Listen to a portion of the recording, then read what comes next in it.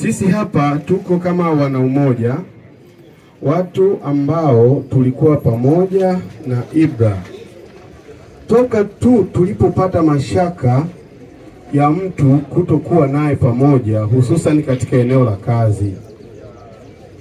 Baada ya kugundua hilo kwamba huyu mtu yuko wapi, tulichukua jukumu la kuanza kumtafuta.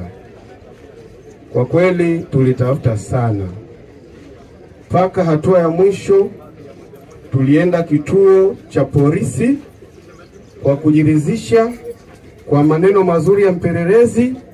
Akatuelekeza, akatwambia mnayemtafuta hakika ndiye huyu na tayari mauti yameshakwisha kumfika. Kwa kweli ilituumiza sana. Mnamo tarehe 21 mwezi wa tatu mwaka huu majira ya ilikuwa ni majira ya saa 9 usiku huko katika mtaa wa Ghana, kata ya Nyamanoro, wilaya ya Ilemela, zilipatikana taarifa za mauaji ya mtu aitwaye Mhochi Joseph Elman, miaka 29.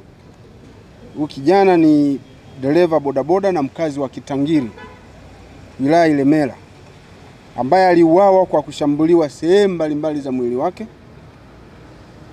kitendo kilichopelekea umauti wake.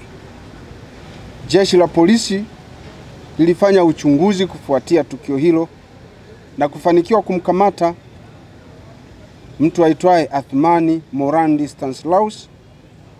Huyu ana umri wa miaka 36, ni dereva na mkazi wa Ghana, ambaye inasemekana alimshambulia marehemu baada ya kumfumania akiwa amelala na mke wake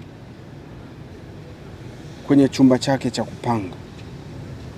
Kisha aliamua kumshambulia kwa kutumia kitu chenye ncha kali sehemu mbalimbali za mwili, tukio ambalo lilipelekea kifo hicho.